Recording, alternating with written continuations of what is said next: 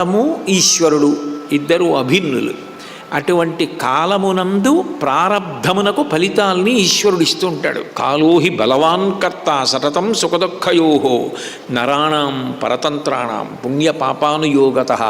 ఆయన ఏమి ఎదురుగుండా వచ్చి వాళ్ళు నీకు దుఃఖానికి ఫలితం ఇస్తున్నాను, నీకు సుఖానికి ఫలితం ఇస్తున్నాను అని ఆయన అండవు. ఒక వ్యక్తి నిష్కారణంగా ఆయనే నీళ్లు కింద పోసుకొని వచ్చి తుడిచేద్దాం అనుకుని ముందుకు వెళ్ళాడు. అక్కడ ఏదో పని చక్కబెట్టి మళ్ళీ వెనక్కి రావడంలో నీళ్లు తొడవడం మర్చిపోయాడు. ఏ వ్యక్తి నీళ్లు వెంటనే తుడిచేసి ఉంటే అసలు ప్రమాదం జరగదో, ఆ నీళ్లు తొడవకుండా వెళ్ళి మళ్ళీ రావడంలో నీళ్లు కింద పడ్డాయన్న విషయం మర్చిపోవడంలో పడిపోయాడు. ఆ పడిపోవడం చాలా ఇబ్బంది పడ్డాడు.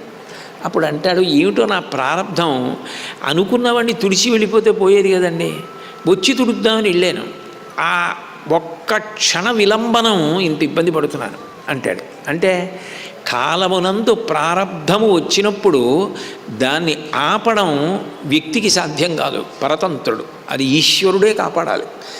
భక్తుడై ఉన్నాడు అనుకోండి, మంచాన పడిపోవలసిన వాడిని మంచాన పడకుండా ఏదో బాధపడుతూ మంచి కార్యములు మాత్రం చేసేయగలిగినటువంటి అవకాశాన్ని ఇచ్చేస్తుంది.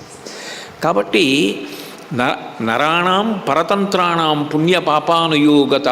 కాలము ఎవ్వరినీ ఉపేక్షించదు. కాలమునందు అందరూ వశపడిపోవలసినదే. కాలమును దాటడం ఎవరికీ సాధ్యము కాదు.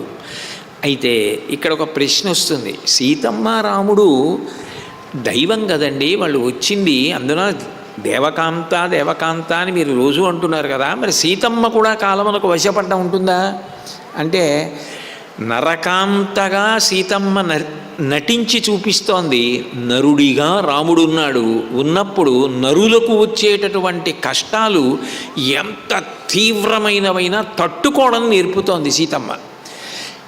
ఏ ఆశతో బ్రతుకుతోంది అంటే, ఇన్ని కష్టాల మధ్యలో కూడా రాముడు ఒకనాడు వచ్చి తీరుతాడు అని ధ్యానము చేసి బతుకుతోంది ఆవిడ.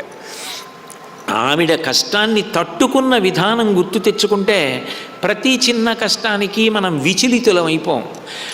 ఆవిడే అంత కష్టాలు పడింది, ద్రౌపదీదేవి అంత కష్టాలు పడింది, ధర్మరాజు గారు అంత కష్టాలు పడ్డాడు, మనకు వచ్చిన ఈ కష్టం ఏ పాటి అని మళ్ళీ ఉత్సాహం తెచ్చుకోగలుగుతాడు. అందుకని ఈశ్వరుడు కూడా మనుష్యుడిగా వస్తే ఆయన కూడా కష్టమునకు వశవర్తి అయి చూపిస్తాడు మనకి. అందుకని ఈ తల్లి మాన్యా గురు వినీతస్య లక్ష్మణస్య గురుప్రియ యది సీతాపి దుఃఖార్త కాలోహి దురతిక్రమ. కాలమును అతిక్రమించడం ఎవరికి సాధ్యం అవుతుంది?